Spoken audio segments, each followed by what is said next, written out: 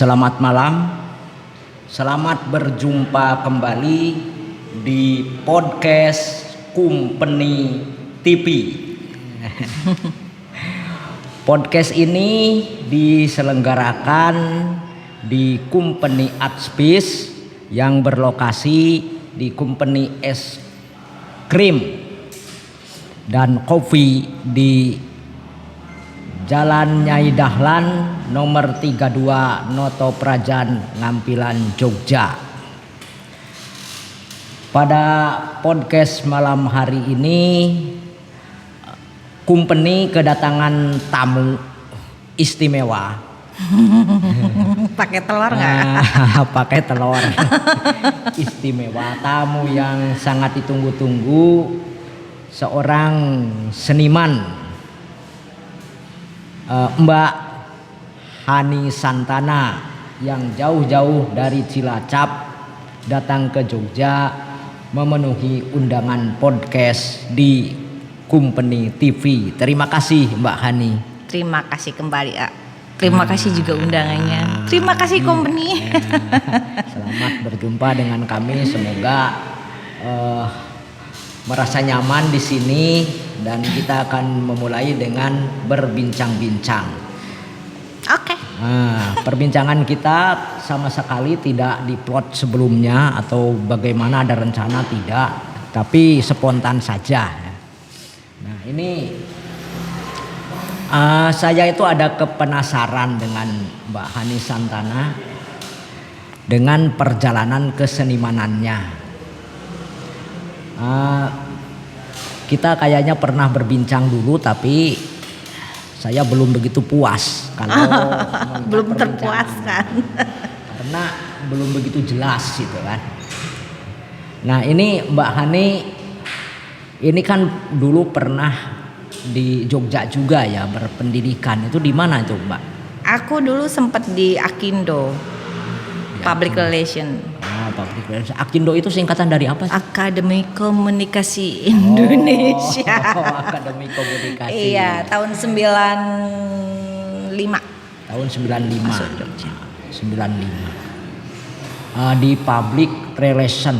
Itu public PR. Relation itu PR itu apa itu spesialisnya itu? Spesialisnya sebenarnya banyak speak waktu itu karena aku tuh udah mudeng. Awal kuliah itu yang penting aku kuliah gitu. Yang penting kuliah. Eksis kuliah gitu kan. Gak mau kalah sama teman-teman. Iya. Kayak yang kayaknya nggak terlalu mikir-mikir amat gitu ya. Yang nggak susah-susah, udah PR aja deh gitu. Iya. Itu ya. Jadi asal kuliah saja. Ya, agak beda dengan saya ya. Kalau saya memang cita-citanya itu dulu ke ASRI itu ya. Jadi waktu itu kan saya dengar waktu SMP itu ada SMSR di Jogja. Saya ingin sekali ke SMSR. Tapi karena berbagai hal keterbatasan, akhirnya saya masuk sekolah menengah industri kerajinan. Jadi ke Natahayu, masih di Tasikmalaya. Tapi alhamdulillah akhirnya saya juga bisa ke jurusan seni di sini. Nah, itu mungkin perbedaannya. Saya serius untuk menimba ilmu seni. Iya. Sementara Mbak Hani ke Public Relation itu yang penting kuliah saja. Iya. Tetapi yang jelas itu saya tuh melihat ya mungkin belum begitu banyak juga, belum begitu lama aktivitas Mbak Hani itu di musik gitu kan. Iya. Nah, itu musik itu kan Mbak Hani tekuni cukup lama. Itu sejak kapan, Mbak? Sebenarnya sih dari SMP udah mulai kenal band-bandan. Dari SMP kalau perpisahan gitu pasti disuruh manggung. Dan di situ karakter udah kelihatan sih kalau lebih ke ngerok gitu. Karakter suaranya ke ngerok. SMA sempat, kuliah juga sempat sama temen. Terus karena kendala ibu dulu sakit kan, kena kanker sampai meninggal, sampai akhirnya ayah saya give up. Jadi setelah memakamkan ibundaku, aku didudukin waktu itu. Ya sedikit sad story sih ini ya. Ayahku waktu itu bilang, Hani ya give up karena Iya. biaya tuh sangat besar waktu itu ya. Pada zaman itu belum ada BPJS kayak sekarang kan, sampai apa yang kami punya sudah harus terjual demi kesembuhan ibu, tapi ya Tuhan berkehendak lain. Iya. Akhirnya saya ngalah, oke deh ya. Padahal ya lumayan sibuk juga sih di kampus. Jadi gini, Hani ini jarang kuliah, tapi sok sibuk di kampus. Terus mainnya itu tersesatnya main sama anak-anak isi gitu. Aku ngeliat kok mereka dinamis banget ya. Terus pribadinya, karakternya itu lebih easy going. Pada saat dulu masih naif ya pemikiranku. Lebih apa adanya mereka gitu. Terus friendly, lebih terbuka apa-apanya. Aku lebih nyaman bergaul dengan mereka waktu itu. Tapi kan bergaul, maksudnya isi kan ada dua waktu itu kubunya. Di Oh ya? Sewan sama di Gampingan. Itu bahannya gaul yang di mana itu? Aku belum pernah ke kampus isinya, tapi pada saat kita keluar, gaul di luar, rata-rata mereka kami bercampurnya dengan anak-anak isi. Iya. Akindo itu juga banyak yang anak isi juga waktu itu, nyambi-nyambi gitu loh. Jadi memang banyak dari kampus-kampus lain kuliah keduanya di Akindo gitu. Jadi agak-agak nyesel, aduh aku ya tersesat deh ya, kayaknya aku lebih asik ke mungkin broadcasting atau advertising yang saya ambil dulu, kan ada lari-lari ke sana dikit gitu kan. Lebih dinamis aja sih ya, mikirnya dulu gitu. Itu maksudnya tersesat di jalan yang benar atau gimana? mungkin seharusnya bener waktu itu. Kalau sadar kesesat beneran sih. Tapi ya udah, kehendak lain ya. Takdirnya beda, harus pulang. Terus aktivitas musik ini kan, Mbak Hani banyak tampil, saya lihat banyak tampil di panggung apa semacam kafe atau gimana, Mbak? Iya, kalau di Cilacap di kafe aja adanya. Panggung besar hanya ada di satu kafe sih, itu ada. Iya. Yang lumayan lah panggungnya, maksudnya bener-bener ngeband gitu, nggak akustikan atau apa gitu. Pernah terlibat dengan dengan artis kondang atau bagaimana di Jakarta atau di Jakarta? Ada sih sempat dulu, jadi seru-seruan aja sih sama teman-teman tuh. Dulu di Jogja ini temen yang pernah berproses bareng tuh seperti ada Iqbal Lubis, ada Putu, terus dengan Kasinungan, Hanggar Jito. Ya dengan Sirkus Barok juga pernah, terus dengan Mas Hari Toledo, kemudian pernah duet-duet juga iseng dengan Hedi Ibrahim.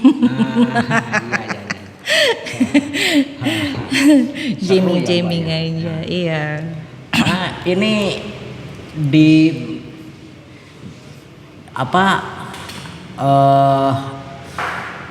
di kejiwaan, kepuasan Mbak Hani. Ini bermain di musik itu ada segi kepuasannya tidak tuh kira-kira itu? Pada saat itu aku pikir iya. Pada saat itu aku pikir iya. Tapi ternyata itu semu. Semu. Dan aku merasa aku tidak berjodoh di situ gitu. Tidak berjodoh. Dalam artian perjalanan ke sana itu kayak berdarah-darah banget lah istilahnya gitu. Ini apa ya gitu. Terus pada saat aku misalkan habis perform gitu ya, malam itu perform. Aku sampai orgasme di panggung tuh, gila-gilaan nyanyi. Aku pikir I'm happy. Nyampe rumah kosong banget. Kok apa ya, ada yang kosong di hati aku, di jiwa aku gini. Ini apa gitu loh. Kok nothing ya. Ini kok fake banget ya. Apa sebenarnya aku nggak di sini atau gimana gitu. Akhirnya aku memutuskan gini. Sorry tuh, saya jadi kayak apa ya? Aku mau nafik di jalan itu, tapi aku sebenarnya menikmati sebenarnya waktu itu. Karena apa? orang bilang Mbak Hani seniman gini-gini. Aku risih dengan kata-kata itu gitu loh. Seniman, Mbak Cilacap ada seniman musik Cilacap. Seniman opo? Aku nggak punya karya loh. Aku sekedar mengcover lagu orang kan. Nggak bisa bikin lirik, nggak bisa main musik gitu. Istilahnya sekedar ngeluarin vokal gitu. Tapi yang nggak ada kepuasan. Ternyata sebenarnya mungkin pada saat itu sanubariku tuh menuntut aku pengen ada karya yang aku banget gitu. Tapi aku nggak bisa melakukan itu. Mencoba pun rasanya kok garing ya, kayak dipaksain gitu. Gitu. Paling teman-teman ada yang minta, Mbak aku lagi bikin film jadi ini dong soundtrack film, paling gitu-gitu karya temen aku bantu gitu. Tapi kok ya ampang rasanya, nggak happy gitu. Jadi nggak loss itu ya. Iya, nggak ada kebanggaan, tidak ada kebanggaan. Nah itu juga yang mendasari Mbak Hani akhirnya ke seni rupa ya. Karena kegelisahan itu tadi, aku sering curhat sama teman-teman seniman dari Jogja. Aku kan di Cilacap itu ngerasani, aku mau curhat ke siapa ya? Mau aku obrolin ke siapa ya gitu. Ada beberapa temen yang gini, kamu belum nemu aja sih, belum nemu. Tapi apa ya cari dong. Gak nemu sampai kayak orang depresi istilahnya gitu ya. Duh, apa sih kok aku selalu gelisah terus ini. Ya, aku seorang ibu. Aku ada anak-anak gitu ya. Tapi di sisi lain itu aku meledak-ledak terus, dinamis. Tapi ini apa yang aku harus kejar itu apa gitu. Sampai akhirnya bertemulah dengan seorang perupa senior Jogja, Mr. Clover Madiun. Dia jitu melihat saya. Wong stres ki. Dia pelan, cara ngolahnya pinter gitu. Kamu tuh oke ya. Dia ngeliat perform aku kan waktu di openingnya Mbak Mola ya waktu itu ya. Di Bentara waktu itu. Diam-diam dia merhatiin. Oke ya, Hani kamu tuh memang bukan penyanyi yang dengan suara yang wow tapi you punya karakter gitu. Dari lagu-lagunya seleranya ya agak-agak beda lah dengan para biduan-biduan yang biasa gitu. Terus apa? Aku yakin kamu bisa ngelukis. Melukis. Please deh. Melukis. Belajar pun tidak. Orat-orat aja tidak gitu kan ya. Sama sekali enggak. Ya dulu sih pernah ada lintasan pikiran, tapi mungkin 20 tahun yang lalu mikir gini, alangkah enaknya ya mungkin kalau bisa ngelukis gitu ya. Kita punya rumah itu di sudut ruangan aku tuh melukis, asik ada temen, ditemenin ngopi-ngopi sambil bercengkrama gitu. Hanya lintasan sederhana seperti itu Iya. Udah gitu nggak aku pikir lagi gitu. Terus aku ngeyel lah dengan beliau. Aku nggak belajar loh mas. Boro-boro ya. Dulu aku pelajaran seni rupa aja seringnya kabur. Guruku sampai golek aku nih toilet. Zaman SMA. Ya gitu. Terus akhirnya pas liburan anakku, kebetulan ada yang besar lagi stay di Jogja kan. Aku sekalian nemenin dia liburan si Ragil itu, si Odi. Aku mau belajar lah, iseng gitu. Mas, tenan po? Ya tenan katanya. Tuh kanvas, cat katanya. Terus aku suruh ngapain? Yang lukis. Ambil ya, jangan yang terlalu gede dulu gitu. Ada alat ini gitu kan. Kamu terserah mau pakai yang mana katanya. Gimana caranya makainya ya waktu itu ya? Kenal pun tidak, pegang kuas seumur hidup aja belum pernah gitu. Aku duduk diem, ini caranya gimana? Didasarin dulu, caranya gimana? Udah didasarin, selesai dijemur dulu. Oke, setelah itu aku gambar apa? Ya terserah. Aduh, ini alat banyak banget yang geletak aku tuh biaya. Akhirnya karena daripada saya tidak melakukan apapun saat itu gitu ya, ada pakai jari aja. Pakai jari aku iseng diliatin aja, ditemenin sambil ngopi. Piye mas? Ketawa aja dia, lanjutin. Merasa udah selesai belum? Ya aku nggak tahu. Aku nggak tahu. lanjutin aja setekannya hatimu gitu. Yang penting gue seneng dah satu karya, besoknya bikin lagi sampai dapat 7 selama 2 minggu itu kan. Selama 2 minggu 7. Dapat 7, ya sesuka aku bikin bunga wanita gitu kan ya. Awalnya begitu. Dah, nyobain pakai kuas nyobain pakai palet Tiba saatnya pulang saya ke Cilacap. Malam pertama saya sudah mulai tidak bisa tidur. Malam berikutnya mimpi ngelukis. Malam berikutnya mimpi ngelukis sampai 1 bulan. Iki opo? Pingin lagi ngelukis. Ada kepuasan tersendiri di sana. Ngekek beliau itu. Piye? Gak iso turu ya wis. Ya udah berarti itu panggilan hati kamu, cobain. Ya wis lah, aku pesen material ya. Di Cilacap kan susah kita untuk dapat kanvas, untuk dapat cat gitu kan, harus ngimpor dari Jogja. Sekalinya dapat, kamu kalau mau beli jangan tanggung-tanggung ya. Ya aku nggak mudeng wis pokoknya terserah kamu. Jebul didatangkan 1 truk. Material 1 truk. Wah. Bahagia banget. Aku hediah nih. Aku njuk piye. Wah itu penuh di rumah. Waktu itu kan masih di kotanya. Kalau sekarang kan Hani lebih ke pinggir pantai di perumahan itu. Jadi terasnya ayah itu penuh kanvas di depan itu. Ya. Udah kan. Tetap setiap malam sampai hampir 2 bulan itu aku bermimpi selalu melukis. Jadi entah ini apa ya given apa karena euforia atau apa gitu. Ya udah. Dengan senang hati aku setiap hari melukis, tahu-tahu dihitung-hitung kok wis nganti 100 yo gitu. 100 lukisan. Iya, 100 lukisan di tahun pertama. Di tahun pertama. Setelah sampai sekarang ini berarti 2,5 tahun ya, 2,5 tahun 300-an. 300-an karya. Kui ngamuk apa kui. Aku pikir ya karena gini, nyebelinya itu ya ayah. Jadi setiap kali udah numpuk dibawa ke Jogja. Numpuk bawa ke Jogja. Jadi aku merasa tidak punya karya di sana. Gitu loh. Jadi wah ya udah terpaksa ya begitulah beliau cara mendidik aku tuh. Pengen konsisten ya harus produksi terus. Harus produksi. Ya, dari situ gagasan nggak pernah berhenti. Betul. Cara-caranya keluar terus. Itu kan berarti ekspresi Mbak Hani kan terpenuhi ya, tuntutan jiwa berkarya itu terpenuhi. Iya. Nah ini ada satu yang penting ini.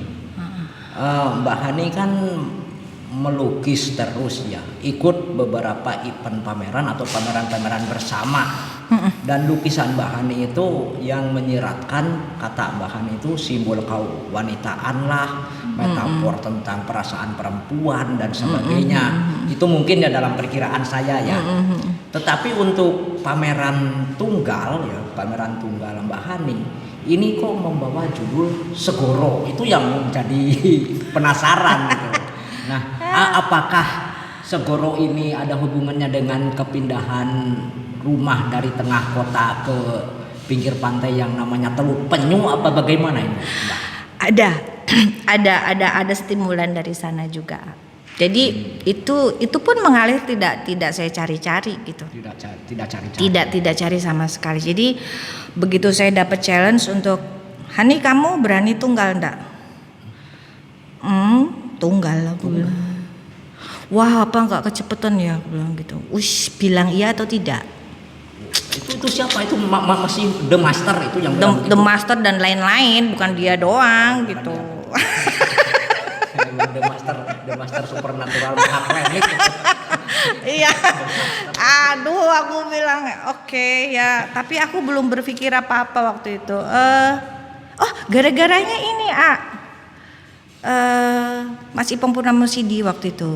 Mas Ipong ngobrol dengan Mas Klowor waktu itu. Di mana tuh ngobrolnya? Lewat WA. Jadi Mas Klowor itu nunjukin karya-karya Hani kan, lewat WA. Tapi tidak menyebutkan nama saya. Mas, menurutmu karya iki piye gitu kan. Sopo ya sing lukis gitu kan. Mereka bahasa Jawaan gitu.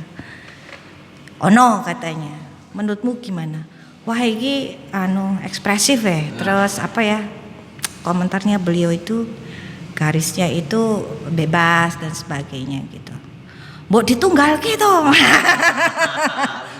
I don't know ya, mungkin itu apa? Iseng obrolan iseng atau apa, pokoknya wah aku yo GR ngono lho. Tapi iseng dari master the master, master PS master terus piye? Gimana tengah iseng? Mereka bergumul dengan pengalaman. Iya, jadi waktu itu kan belum ada pandemi tuh waktu itu baru awal 2001 ya. Awal 2001 piye? Berani ndak?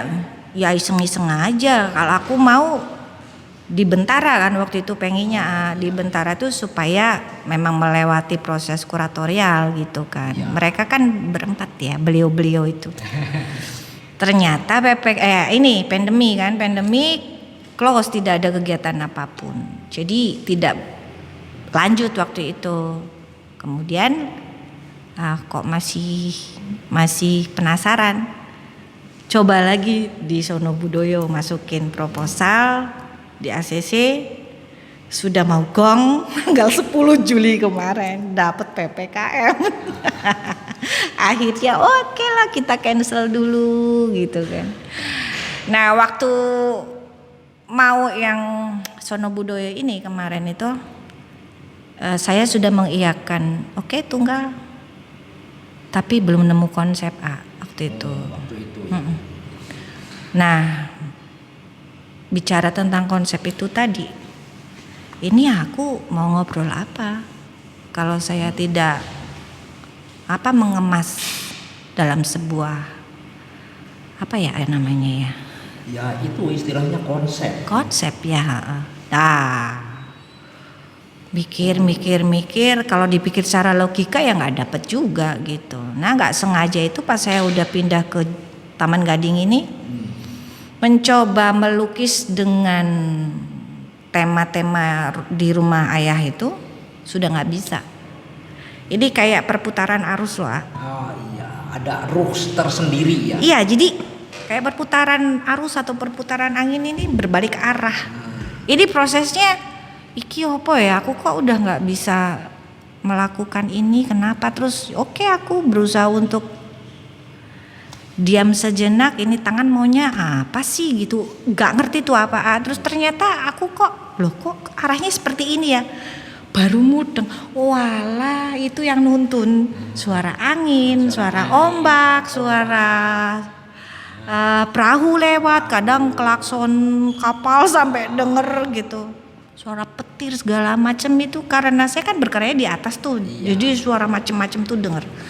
Oh, ini yang nuntun aku. Ya udah, aku lanjutin sampai akhirnya dapat ilham lah istilahnya. Dapat ilham dari sebuah mimpi.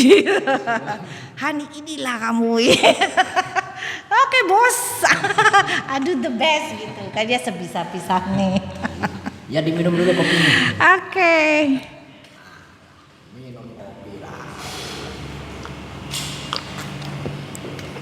Nek ngopi iki tambah gacor, Iya. Ngobrolin. Ini tentang Segoro ya. Kalau saya melihat karya Mbak Hani ini kan ada satu keluasan yang tidak hanya keluasan laut ya, tapi juga ada keluasan jiwa. Kan ada kebebasan, ada pengalaman masa lalu di sana. Yang juga sangat mungkin juga ada ketertekanan yang tiba-tiba seperti merdeka. Itu bagaimana itu Mbak itu? Karena Segoro yang dilukis Mbak Hani itu enggak melulu gambar alam. Iya. Gambar jiwa. Mungkin di sana Mbak Hani bisa bercerita. Iya sih. Jadi kalau menurut orang-orang yang kenal dengan saya itu kan Hanji itu secara packaging itu cheers ya, selalu membawa keceriaan dimanapun gitu.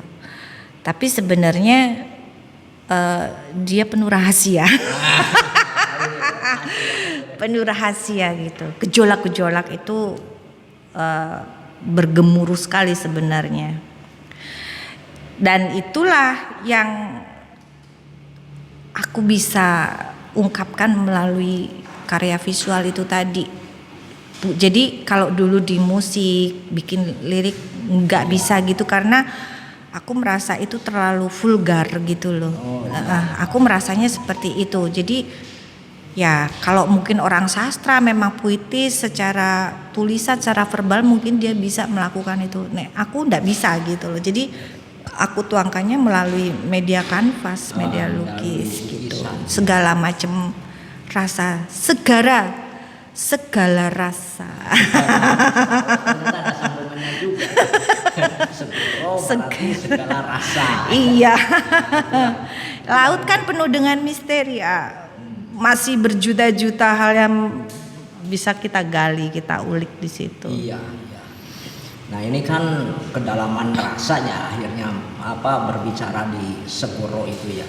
Nah, tapi mungkin ada pengalaman-pengalaman yang tertentu juga yang diungkap di sana karena saya lihat meskipun cuma lewat foto ya, Mbak Hani melukis itu enggak seperti orang melukis yang duduk diam, tapi kan seperti penyanyi rock and roll yang Catilan. lari gitu, dengan gerakan tangan yang begitu cepat. Iya, itu pada saat dapat feel-nya bisa seperti itu sih. Jadi begitu dapat garis besarnya ini apa yang akan saya tuangkan, terus wah kayaknya ini oke. Ya sudah, saya caranya berkarya seperti itu karena apa? Saya takut kehilangan feel-nya. Jadi kayak ngebut gitu loh. Belum, ya mungkin bukan ngebut ya, tapi artinya ini harus saya selagi mood ini ada, feel ini ada, aku harus capek itu sampai benar-benar saya klimaks. Walaupun nanti finishingnya setelah udah kelihatan komposisi, kelihatan apa-apa sudah menurut saya udah oke. Baru aku istirahat dan selalu tepar kalau habis ngerjain karya yang besar gitu udah langsung tepar. Tepar tapi puas. Iya benar. Iya, ya itu orgasme. Selain puas itu juga selain puas dengan ekspresi kan istilahnya kalau di lukisan itu terutama lukisan ya sekarang saya nggak tahu kalau karena bahan itu orang ekspresif mungkin besok bisa bikin karya craft itu kan atau apalagi lah. Iya. Ciri khas orang ekspresif itu nggak pernah puas dengan satu kan dengan satu ini buktinya di musik udah malang melintang juga akhirnya ya melukis juga itu kan. Meskipun musik nggak ditinggalkan ya. Iya nggak karena itu balancing juga buat aku. Nah ini selain puas di ekspresi, tapi kan lukisan memang ada wujudnya ya. Nah, kalau di musik kan melakukan lagu orang, itu sudah. Gitu kan. Jadi karya itu nggak kelihatan. Karyaku yang mana ya? Iya, akhirnya kan hanya lagu-lagu tertentu aja yang memang sesuai dengan yang aku rasain gitu. Jadi nggak mau punya lagu banyak gitu lah. Sementara kalau misalkan di panggung gitu ada requestan gitu nggak nerima request. Repot. Lagune kui we. Luweh. Wes kacau.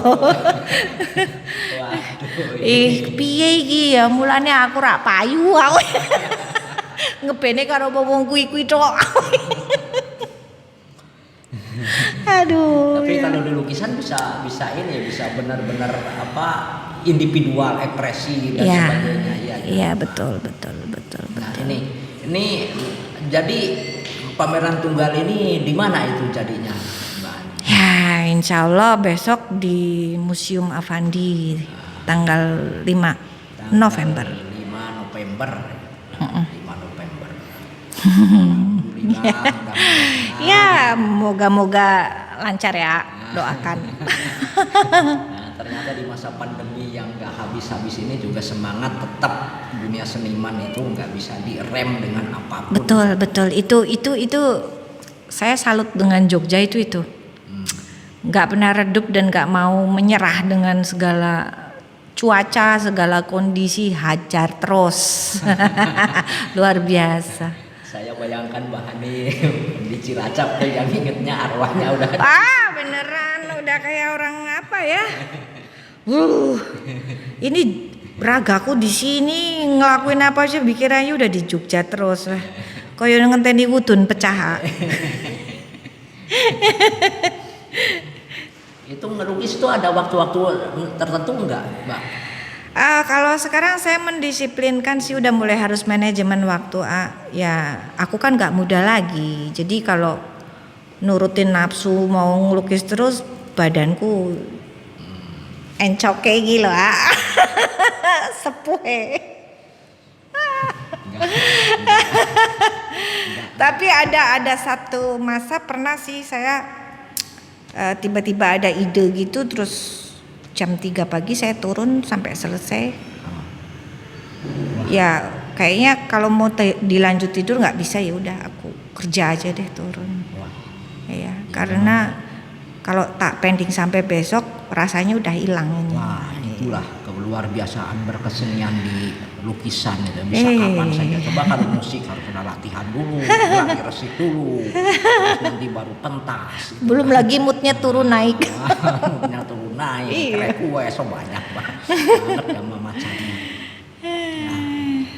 Ya di samping itu saya melihat satu lukisan yang cukup menyentil waktu saya sama The Master Supernatural Mahaklenik Ugo Untoro. Saya lihat lukisan Mbak Hani itu yaitu yang tentang piano itu ya. The Broken Piano. Broken Piano itu seperti piano yang digulung ombak gitu. Itu mungkin salah satu ekspresi Mbak Hani yang marah. Ada sesuatu yang di sana ya. Kekecewaan yang luar biasa.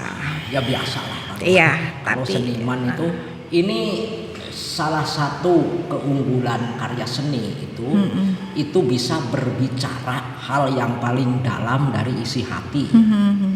Kalau diomongkan dengan verbal itu kan nggak pas ya, masa kita ngomongin perjalanan kita. Tapi kalau dengan seni kan bebas saja kita melukis apa, entah metafornya apa, yang penting sudah kesampaian dan itu berhasil menjadi karya. Orang mau menilai seperti apa ya bebas juga, karena kalau sudah jadi karya udah hak milik orang lain juga itu sekarya itu. Betul. Ya ini kayaknya kalau lihat waktu ini sudah tadi mulai lebih 40 ya. Sekarang udah 16 sudah 36 menit ya Mbak. Tak kerasa ya. Enggak kerasa. 36 menit adalah waktu mungkin 2 menit atau 4 menit nih. Nah ini Mbak Hani mungkin ada kepada kawan-kawan akan ada yang disampaikan apa bagaimana?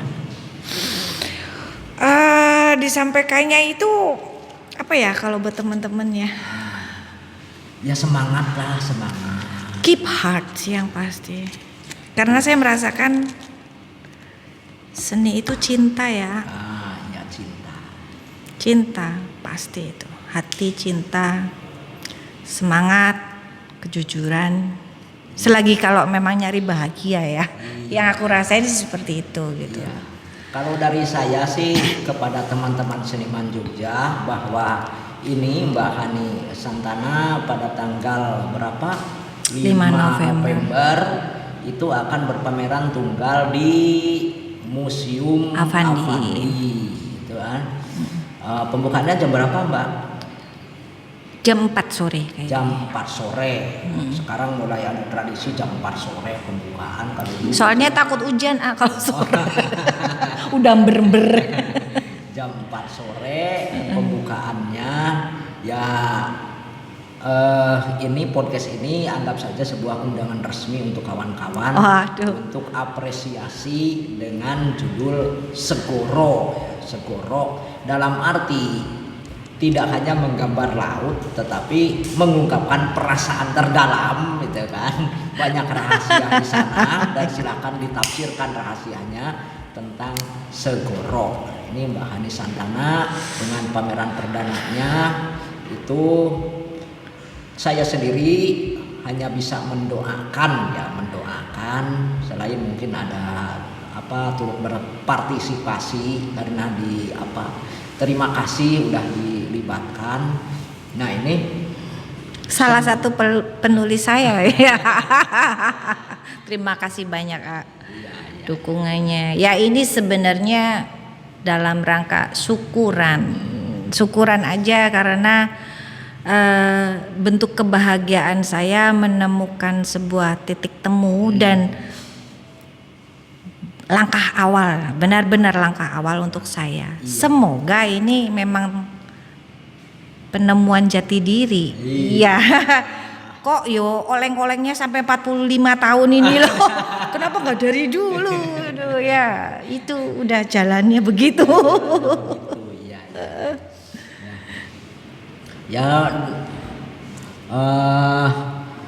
Demikian mungkin cukup sekian dulu ya Mbak ya. Oke. Mudah-mudahan kedepannya bisa disambung lagi dan dengan ruangan company ini juga tidak menutup kemungkinan Mbak Hani nanti bisa ikut berpartisipasi di sini. Amin pasti.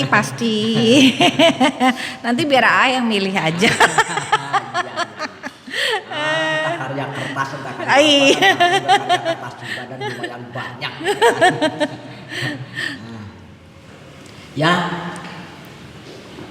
Demikian podcast kita pada malam hari ini dengan Mbak Hani Santana, seniman yang masih berdomisili di Cilacap. Kenapa ada kata masih? Karena saya berharapan Mbak Hani domisilinya kedepannya di Jogja saja. Amin. Oh iya ya.